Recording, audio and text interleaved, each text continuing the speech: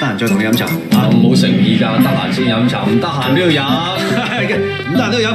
好，你信我，長驅直進，信你啊！信我啊！得閒飲茶。唉，咁好耐啊呢只。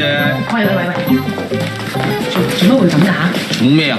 咁人哋上到嚟，望實我，越望我就覺得我越靚仔，望望下一陣覺得望我啲嘢值10皮，啊扣翻條數都仲有幾皮扎袋噃。正話發生乜嘢事啊？我欠人錢，人哋上嚟，我還咗錢，咁人哋咪走咯。無啦啦你有6萬銀咁多啊！你梗係睺我唔喺屋企嘅時候咧，鼠入我間房偷我啲鑽石係咪？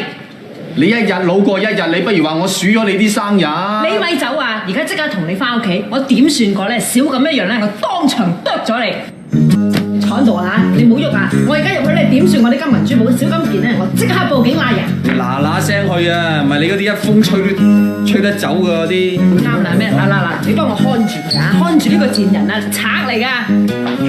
喂，你有俾 Miss Mo 做過啲乜嘢啊？我收起佢啲藥咧，佢就變成咁啦。頭先喺街仲舐條燈柱添。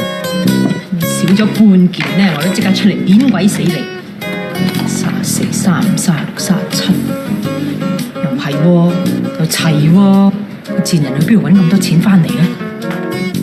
你 check 完未啊？你望完未啊？冇叫佢。你揾啲狗糧食啦，成個狼狗咁樣。咦 ，Francis，阿碌，你哋唔使返工嘅？咪住先，阿咩唔使望啦。嗱，我問下你，你知唔知呢個賤人咧去邊度揾6萬人翻嚟啊？我知，係我借俾佢啊。哎呀，婉媛，你對我好呢啲嘢咧，唔可以公開講。 off 啦！你邊度揾咁多錢啊？ Professor Mo，咩 Kitty，你又話你冇錢嘅？ No。